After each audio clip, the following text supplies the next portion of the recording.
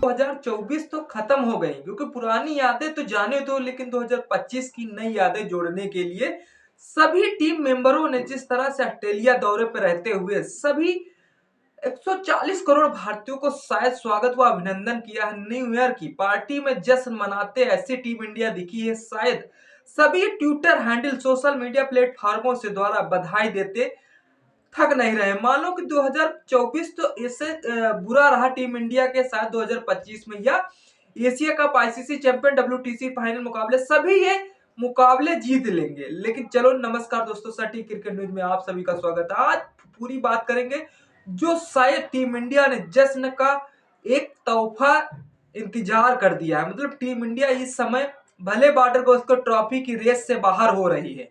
मैं मानता हूं टीम इंडिया अगर चौथा मुकाबला, तो टीम इंडिया जबरदस्त तरीके से हार हुई थी, लेकिन पांचवा मुकाबला अगर टीम इंडिया हार जाती है तो बॉर्डर गावस्कर ट्रॉफी से तो हाथ धोना ही धोना पड़ेगा, लेकिन डब्ल्यूटीसी फाइनल मुकाबले से भी हाथ धोना पड़ क्या क्या बोला तूने? नहीं, पहले क्या बोला? चल चल जाएगा। मतलब टीम इंडिया की 2024 में इतनी बुरी हार शायद कभी भी नहीं हुई होगी। मानते हैं कि 2024 का दिन भी बहुत अच्छा था, लेकिन 2024 में जो बीती टीम इंडिया में, शायद वर्ल्ड कप टी20 जीत कर लाई है शायद टीम इंडिया की, तो उसी के बाद से शायद टीम इंडिया की बुरी किस्मत चालू हो गई। क्योंकि टी20 वर्ल्ड कप से पहले शायद टीम इंडिया की अच्छी किस्मत थी, क्योंकि हमने जिस तरह से मेहनत से टी20 वर्ल्ड कप जीता है, तो शायद उस मेहनत को शायद टीम इंडिया को लेकर अभी तक जसप्रीत बुमराह ने वाकई में कमाल का प्रदर्शन किया। तो जसप्रीत बुमराह ने हमारे ही बॉर्डर गावस्कर ट्रॉफी में बेहतरीन प्रदर्शन किया। मानो जिस तरह से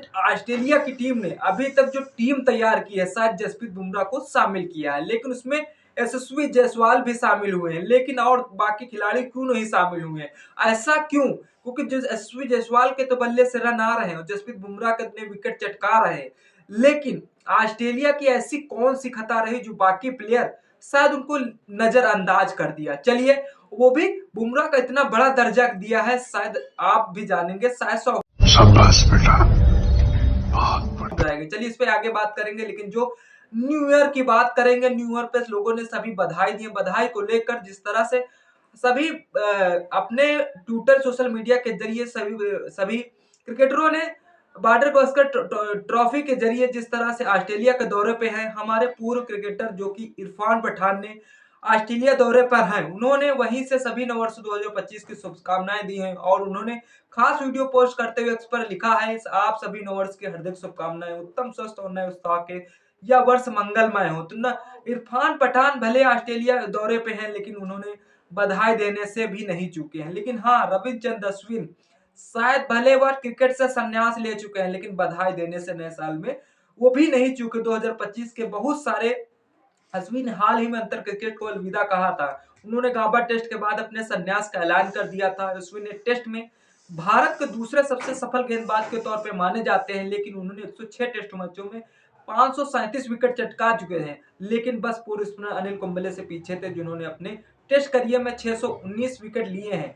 तो रविचंद्र अश्विन का करियर जो रहा, अभी तक बेहतर करियर रहा, लेकिन रविचंद्र अश्विन कौन सी समस्याएं रही जो अचानक ये संन्यास लेने की रणनीति बनानी पड़ी, या फिर उन्हें बीसीसीआई तरफ से अंदर से ही ट्रोल किया जा रहा? तो आप इस पे संदेह खुल के नहीं आया हुआ है। आपको क्या लगता है कि रविचंद्र अश्विन अपने मन से रिटायरमेंट हुए हैं, या फिर किसी के दबाव या किसी बहकाव में, या फिर किसी उम्र के कारण ही अपने शायद एजेड के कारण शायद संन्यास ले चुके हैं? कमेंट सेक्शन खुला हुआ, कमेंट जरूर करिएगा। लेकिन हाल ही में हमारे भारतीय कप्तान, हाँ, रोहित शर्मा जब से टीम में आए हैं, लेकिन जब से उनके लड़का हुआ तब के बाद शायद वह लड़के की जश्न मनाते रहते तो ठीक है, लेकिन उनको दो रोहित ने इस तरह से कहा 2024 को अलविदा, शायद फैंस ने उन्हें ट्रोल करने में देरी नहीं लगाई, क्योंकि हमारे भारतीय कप्तान होकर शायद उनके बल्ले से रन ही नहीं आ पा रहे हैं। और शायद सोशल मीडिया के जरिए रोहित ने भले अपने फैंस को धन्यवाद कहा है, लेकिन उनके फैंस भी शायद पीछे नहीं हटे। भारतीय टेस्ट टीम के कप्तान रोहित शर्मा ने एक खास वीडियो अपने इंस्टाग्राम हैंडल से साझा किया है। यह वीडियो 2024 से बिताई खट्टी मीठी यादों का है, जिसमें हिटमैन का मुंबई इंडियंस के लिए खेलना, टी20 विश्व कप और खिताब जीतना, ऑस्ट्रेलिया दौरे पर रन बनाने से चूकना शामिल है। वीडियो में रोहित ने अपने ही परिवार को भी तस्वीर साझा की है। बता दें कि इस साल उनकी पत्नी रितिका सजदा ने एक बेटे को जन्म दिया था। इस वीडियो को साझा करते हुए उन्होंने कैप्शन में लिखा, सभी उतार चढ़ाव बीच के हर चीजों के लिए 2024 के लिए धन्यवाद। लेकिन उसके बाद पीछे जो फैंस उनको गालियां और शायद बधाई देने से चूक नहीं रहे कि तुम तो 2024 में जो बीता, शायद फैंस ऑस्ट्रेलिया दौरे पे इतना टेस्ट मैच देखने गए लिए गए थे, शायद फैंस से रहा नहीं गया, क्योंकि उन्होंने उल्टा जवाब देते हुए शायद जिस तरह से रोहित शर्मा को ही ट्रोल कर दिया। बुमराह से भी रहा नहीं गया, बुमराह ने भी 2024 को न्यू ईयर की बधाई देते हुए मतलब रहा नहीं गया क्रिकेट के ऑस्ट्रेलिया दौरे पे। जिस तरह से हम बात कर रहे हैं, तो जो क्रिकेट ऑस्ट्रेलिया की test team of the year बनाई गई है, तो शायद उसमें भारतीय खिलाड़ी 2 ही लिए गए हैं, लेकिन उसमें सबसे बड़ी अहम भूमिका की यह बात है कि जसप्रीत बुमराह को कप्तान बना दिया गया। मानो जसप्रीत बुमराह को कप्तान बनाना और यशस्वी जायसवाल को बैट्समैन के तौर पर रखना, तो बेन डकेट, जो रूट और रची Naveen, Harry Brook, Mendis, Alex Carey, Mary Henry, Josh Hazlewood, Keshav Maharaj, यह रही ऑस्ट्रेलिया दौरे की टीम जो अभी तक शायद उनके द्वारा बनाई गई है। तो शायद बुमराह के नेतृत्व में जीता था भारत जो टी20 मैच। मतलब बुमराह ने इस साल में टी20 में तो जी जान डाली, और जिस तरह से बॉर्डर गावस्कर ट्रॉफी में पहले ही टेस्ट मैच में उन्हें कप्तानी दी गई थी, कप्तानी में उन्हें बेहतर प्रदर्शन कर किया। लेकिन आपको क्या लगता है, बुमराह को आगे आने वाले समय में बुमराह ही को कप्तान बना दिया जाए? आपको क्या लगता है, बुमराह को अगर इतनी बड़ी परेशानी या प्रेशर दे दिया जाए, तो ऐसा ना हो उनकी बॉलिंग में डिफेंस आ जाए, तो यहाँ पर विकेट चटका रहे हैं तो फिर विकेट भी ना चटका पाए। चलिए इस पे क्या राय है, आप ही कमेंट सेक्शन खुलाओ, कमेंट थोड़ा थोड़ा करिएगा। न्यू ईयर की न्यू प्लानिंग करिएगा जरूर, क्योंकि पुरानी यादों को छोड़ दीजिए, नई यादों को जोड़ लीजिए, क्योंकि 2025 आ चुका है। अब हमारे खिलाड़ी भी नई नई प्लानिंग करते हुए नजर आएंगे, क्योंकि गौतम गंभीर की स्ट्रेटजी थोड़ी बहुत तो टी20 वाली तो हमें अच्छी लगी, लेकिन वनडे और टेस्ट वाली समझ में ही नहीं आ रही। भले अब एक समय टीम इंडिया का बुरी किस्मत कह लो, या टीम इंडिया के जो क्रिकेटर हैं वो उनकी किस्मत समझ लीजिए, शायद टीम इंडिया के कुछ तो क्रिकेटर चल रहे हैं, लेकिन उनके चलने न चलने से बराबर है, क्योंकि टीम इंडिया में बस जोश जोश बचा हुआ है, और बाकी जो अंदर का जोश पूरा है वह शायद खत्म होते हुए नजर आ रहा है। मतलब टीम इंडिया एक समय महान क्रिकेटरों में गिने जाती थी। अगर WTC फाइनल मुकाबले से टीम इंडिया बाहर हो जाती है, तो आने वाले समय में क्या होगा?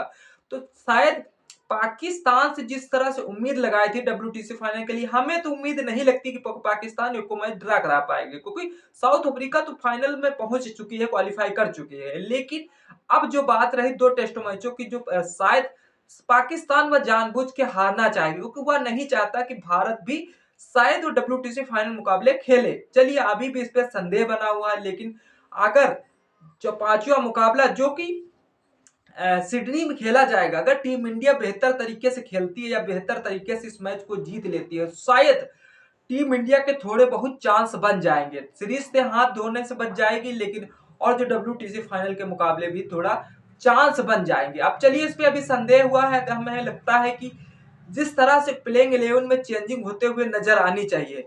अब जो सीनियर खिलाड़ी हैं या सीनियर प्लेयर हैं, शायद उनको भी बैठाना चाहिए। मैं मानता हूं कि अगर अच्छा खेलोगे तो बेस्ट परफॉर्मेंस करोगे तो, और जो बुमराह अब की सीजन में बहुत बेहतर प्रदर्शन कर रहे हैं, कि मानो टीम इंडिया ने मेजबानों को 295 रन से हराया था, जब बुमराह कप्तानी बॉर्डर गावस्कर पहले टेस्ट मैच की कर रहे थे, तो ऐसा लग रहा था कि टीम इंडिया के सभी प्लेयर या विराट कोहली फॉर्म में आ चुके हैं। लेकिन जब समय बहते हुए कुछ उनको देखा गया, तो शायद उनसे कुछ रहा नहीं गया। शायद फिर जैसे ही रोहित शर्मा कप्तानी के सौंपी जाती है, शायद उनसे फिर कप्तानी का दौर खत्म हो जाता। तो दोस्तों, जसप्रीत बुमराह ने इनमें से बॉर्डर गावस्कर ट्रॉफी में अब तक 4 मुकाबले खेले हैं, इनमें से 31 भारतीय गेंदबाज ने 30 विकेट हासिल कर लिए हैं। अब वह तक सीरीज सर्वाधिक विकेट लेने वाले गेंदबाज हो गए हैं। शायद इसीलिए ऑस्ट्रेलिया टीम ने उन्हें कप्तान का दर्जा दे दिया है, मतलब यशस्वी जायसवाल को बैटर के तौर पर रखा है, क्योंकि यशस्वी जायसवाल बुरी किस्मत से जूझ रहे हैं, क्योंकि जिस तरह से पहले तो रनआउट पे हो गए थे तीसरे टेस्ट में, चौथे टेस्ट में उन्हें जिस तरह से 82 रन बनाए थे, और फिर उन्हें दूसरी पारी में उन्हें 84 रन बना के शायद उन्हें पवेलियन जाना पड़ा। यानी कि एम्पायर की बंगाली प्लेयर की बेईमानी शायद सामने दिखती हुई नजर आई है, क्योंकि जिस तरह से यशस्वी जायसवाल के ग्लव्स में नहीं लगा था और थर्मामीटर में भी नापा जा रहा था तो शायद उसमें नहीं दिख रहा था, लेकिन थर्ड एम्पायर, तीसरे एम्पायर ने शायद उन्हें आउट दे दिया। ऐसा क्यों? क्या यशस्वी जायसवाल आउट थे या नहीं आउट थे? आपको क्या लगता है? कमेंट सेक्शन खुला हो, कमेंट जरूर करिएगा।